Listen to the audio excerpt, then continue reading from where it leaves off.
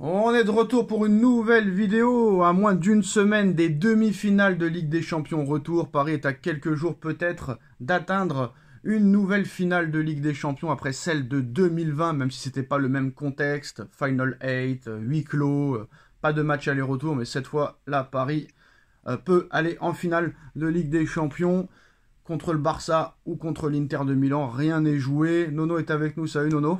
Salut Sacha. Alors Nono, il y a quelque chose d'intéressant qui s'est passé au Paris Saint-Germain. Paris a refusé, les joueurs ont refusé le jour de repos qui avait été accordé par Luis Enrique. Est-ce que ça veut dire que là, vraiment, très clairement, c'est l'union sacrée, Nono?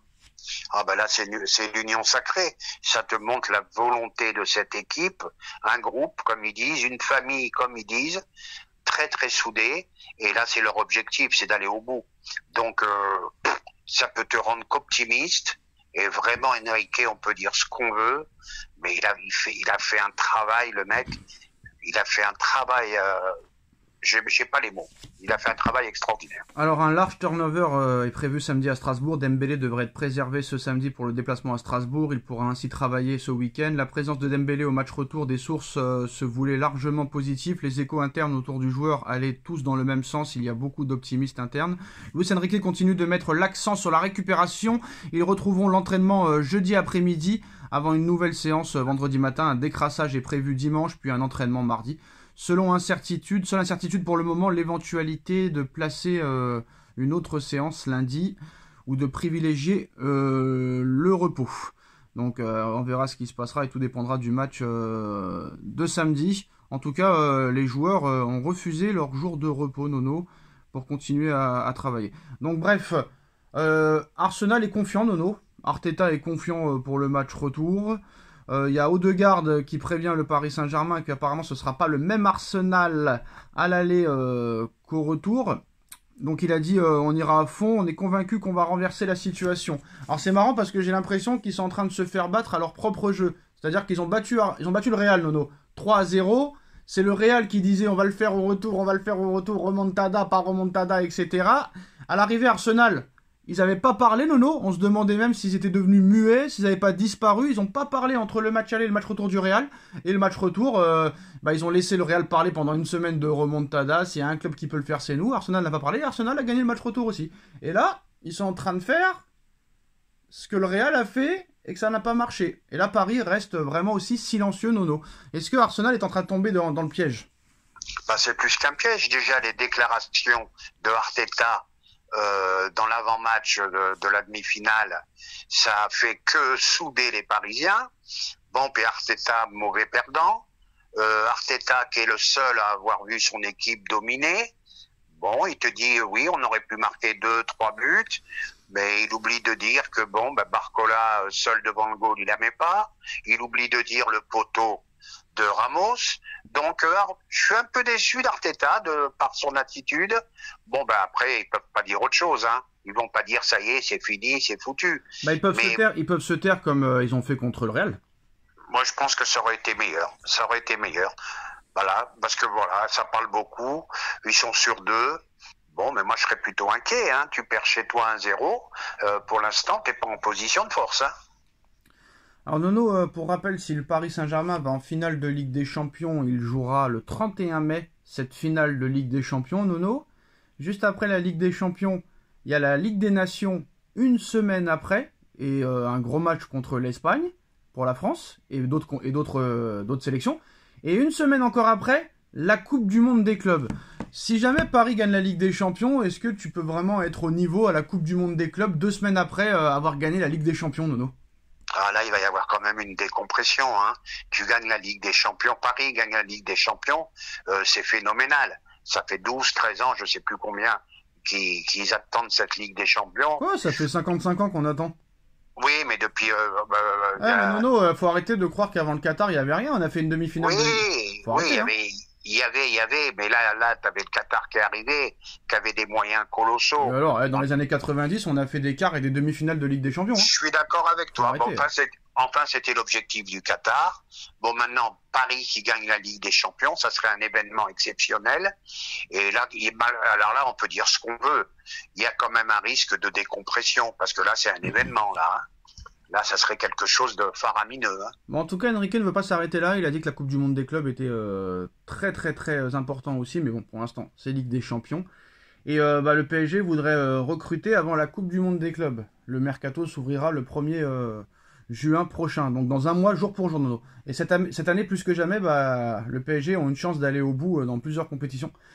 S'ils gagnent la Ligue des Champions, ça marquera à la fois l'histoire du football français, l'histoire du Paris Saint-Germain, qui sera le premier club français, Nono, à gagner 2 Coupes d'Europe différentes, mais aussi les comptes du club parisien, Nono. Comme l'indique Sportune, la Ligue des Champions n'a jamais été aussi lucrative que cette année.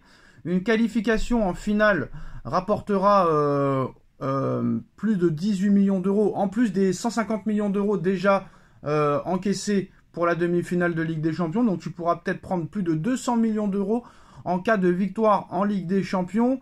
Il y a une grosse somme qui est prévue aussi, plus de 100 millions, 150 millions d'euros pour le vainqueur de la Coupe du Monde des clubs. Et en outre, le média ajoute que le Paris Saint-Germain va également empocher environ 45 millions d'euros grâce au pilier de valeur de l'UEFA, une somme qui mélange les gains des droits TV et le classement au coefficient. En bref, le PSG s'apprête à clôturer peut-être une saison à plus de 200 millions d'euros, Nono, juste grâce à la Ligue des Champions. Tu y ajoutes les futures ventes, tu y ajoutes peut-être la somme que tu vas remporter à la Coupe du Monde des clubs, Nono, ça risque d'être un mercato bouillant, sachant que là, l'année prochaine, Nono, là, Enrique a été clair, tous les postes devront être doublés. C'est pas forcément le cas du gardien, ce n'est pas le cas du tout du latéral gauche, du latéral droit, peut-être du milieu de terrain. Donc on peut s'attendre à un mercato de fou, que Paris fasse une très très grosse équipe, et comme a dit Enrique, d'avoir 23 joueurs qui peuvent être potentiellement titulaires à tout moment, Nono. Eh oui, écoute, c'est le jackpot, hein, c'est le jackpot de la Ligue des Champions. J'ai toujours dit, autant qu'au niveau sportif, ça a été un échec jusqu'à maintenant, au niveau économique, c'est grandiose. Le PSG doit valoir pas loin des 5 milliards en ce moment. Donc, l'un des clubs les plus riches au monde. Là, un jackpot qui arrive comme ça. Bon, toutes les portes sont ouvertes pour faire un mercato de folie. Voilà, qu'est-ce qu'on peut dire d'autre? Alors on a vu qu'il y a déjà des pistes pour le prochain mercato. On a parlé d'Akliouche, on a parlé de plein de joueurs comme ça. Tonali, apparemment le Real est dessus. Là il y a Paris qui est sur un joueur du Borussia Dortmund, Nono. Alors je vais essayer de le prononcer bien. Scotterberg, qui est sur une grosse saison avec Dortmund aussi. Et 25 ans, il possède une palette technique particulièrement complète, capable d'évoluer à la fois en tant que défenseur central, mais aussi dans le couloir gauche en fonction du système. Et Scotterberg est un joueur qu'apprécie Monsieur Enrique. C'est un joueur puissant, grand de taille, très fort physiquement, qui pourrait être pas mal. Ça peut être pas mal, hein, ça peut être pas mal. Moi, ce qui m'intéresse, c'est que le joueur ait envie de venir à Paris et que Enrique soit d'accord. Surtout, ne plus prendre de joueurs que Enrique ne veut pas. On a vu ce que ça nous a coûté et ce que ça nous coûte. Mais Dean Huijsen reste apparemment la priorité. Encore faut-il le convaincre. Mais apparemment, le Real Madrid s'est enlevé du dossier parce que le Real Madrid veut absolument William Saliba cet été. William Saliba, je pense qu'il va avoir du mal. Mais tout est possible. Mais comme Pérez ne dégaine pas, je le vois pas.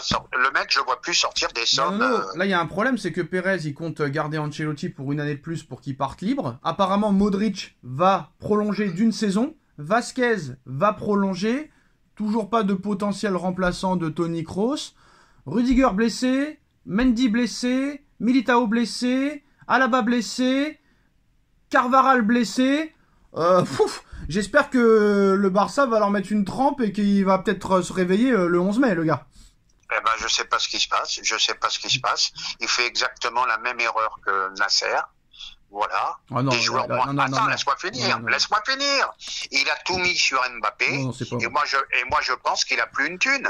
C'est tout. Je suis désolé, Nasser, déjà, il a jamais eu 5 défenseurs blessés. Et je suis désolé, il y a quand même eu à chaque fois un minimum de remplacement quand un joueur est parti. Oui, parce que le PSG dépense. Mais le Real de Madrid ne dépense. Laisse-moi finir. Le Real Madrid ne dépense pas comme le PSG, premièrement. Deuxièmement, revalorisation du contrat de Vinicius qui sera peut-être mieux payé encore que Mbappé. C'est Pérez qui devrait être viré, Nono. Alors laisse-moi finir, Vinicius revalorisé, Mbappé salaire conséquent, et il a peut-être plus les moyens de faire ça. Mais non, c'est Pérez qui devrait être viré, je suis désolé, parce que cette année, tout ce qui se passe, c'est à cause de lui. Je suis désolé. Oui, mais... Non mais Nono, désolé, et je finirai là-dessus. Quand on te dit, monsieur, Alaba sera indisponible toute l'année, Carvajal sera indisponible toute l'année, Militao sera indisponible toute l'année, Ferland Mendy se blesse souvent, Rudiger se blesse souvent. Tu n'achètes aucun défenseur, c'est déjà très grave. Toni Kroos, l'un des meilleurs milieux de terrain de l'histoire, qui s'en va, tu le remplaces pas, c'est plus qu'une faute professionnelle. Et qu'en plus de ça, tu ne remplaces pas non plus Benzema qui était ballon d'or quand t'es parti. Nono, meilleur président du monde, pour moi c'est plus le cas et c'est une faute professionnelle. C'est lui qui devrait être viré parce que je pense qu'Ancelotti il voulait pas ça lui. Hein. Eh ben, cette année, il s'est planté complètement. Qu'est-ce que je peux rajouter à ce que tu as dit? Tu as raison, tout simplement. Bon, maintenant, reste à savoir la situation économique du Real, qui a aussi rénové son stade. Ça coûte une blinde de chez blinde. Peut-être qu'ils ont plus les moyens, des gros salaires, des gros joueurs. Ils font plus d'1 milliard de chiffre d'affaires par an. Arrêtez, oui, mais on verra. Arrêtez. On verra. J'avais même pas remarqué, Nono, que Javier Pastore s'est déplacé avec les Ultras pour le match à Arsenal. Incroyable l'image. Incroyable. Quelle classe ce mec, quelle classe. Je l'adorais comme joueur, je l'adore comme mec. Bon, magnifique. Magnifique personne. Alors Yamal devient le joueur le plus jeune de l'histoire à avoir inscrit un but en demi-finale de Ligue des Champions. 17 ans et 291 jours, Nono. Eh ben oui, il battra tous les records, de toute façon, rassure-toi. Et je te le dis dès maintenant, il battra tous les records. Rodrigo du Real Madrid sur les départs. Rodrigo a demandé une augmentation de salaire, ce qui a été refusé par Monsieur Pérez. Donc plus que jamais, Rodrigo est sur le départ. Manchester City est intéressé. On sait que Paris était intéressé aussi, Nono. Mais comme on sait qu'ils vont tenter Yamal. Si jamais Yamal, c'est impossible, est-ce que Rodrigo serait une bonne recrue? J'aimais bien Rodrigo, Nono, mais là je le trouve un petit peu en dessous. Depuis plusieurs mois, je le trouve transparent. Hein. Ah ben moi je le trouve transparent, je le trouve en dessous. Bon ben il a été sabordé avec l'arrivée de Mbappé, il a été sacrifié. C'est le seul qui défendait des trois de devant. Le mec il en a plein le cul. Bon ben peut-être que c'est l'occasion qu'il se réveille et retrouver le vrai Rodrigo. Alors apparemment le Real serait prêt à mettre 25 millions d'euros pour le gardien de l'Espagnol Barcelone, Johan Garcia. Est-ce que ça veut dire que Courtois est sur le départ? Parce que je pense pas que le mec il va vouloir rester numéro 2. Est-ce que Courtois serait sur le départ? Pourtant, Courtois reste un gardien exceptionnel. Ben, je sais pas, là, surpris. Hein. Courtois, c'est le meilleur gardien au monde pour moi. Ouais. Et là, tu veux acheter un gardien, bon, faudra m'expliquer. Et Nono, dernière info, parce que je sais que sur ce sujet-là, t'aimes bien en parler et t'aimes bien faire le fou. Les nominations pour le trophée UNFP sont tombées. Et Roberto De Zerbi n'est pas nominé pour être le meilleur entraîneur de Ligue 1.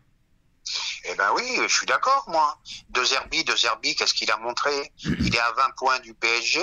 Il avait dit, quand il est arrivé, je suis pas là pour être deuxième. Donc, déjà, ça la fout mal. Qu'est-ce qu'il a apporté?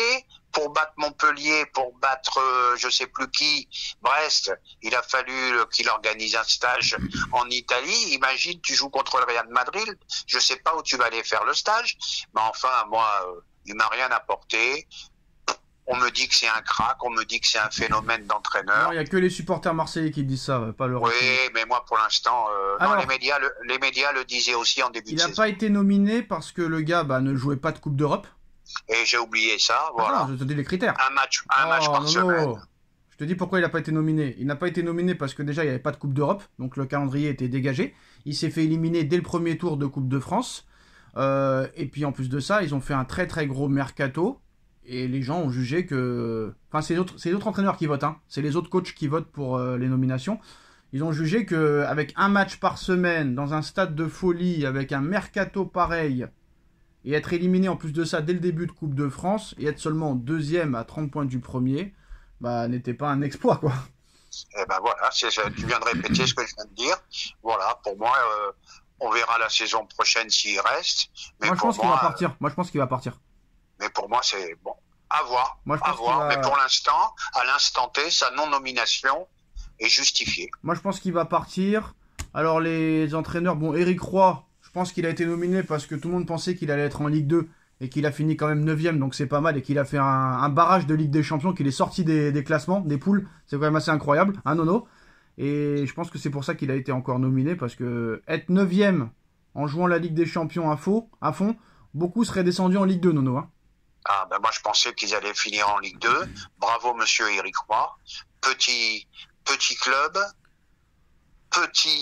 comment dirais-je? Oui, petit budget, petit club, on a compris. L'entraîneur de Strasbourg exceptionnel aussi. Genesio, très bon travail. Bon, entraîneur de Monaco, j'aime pas trop, mais voilà. Mais je pense quand même, Nono, que c'est quand même Enrique qui va être élu, parce que là, je pense que là... Il n'y a pas photo, il n'y a même voilà. pas débat, il n'y a même pas discussion. Il n'y a plus de Neymar, il n'y a plus de Messi, il n'y a plus d'Mbappé, il n'y a plus de Verratti, il n'y a plus de machin. Donc, il n'y a plus de discussion, là, c'est parlé pour rien dire. Et ben voilà les gars, c'est la fin de cette vidéo. Dites-nous en commentaire et à très vite. Ciao.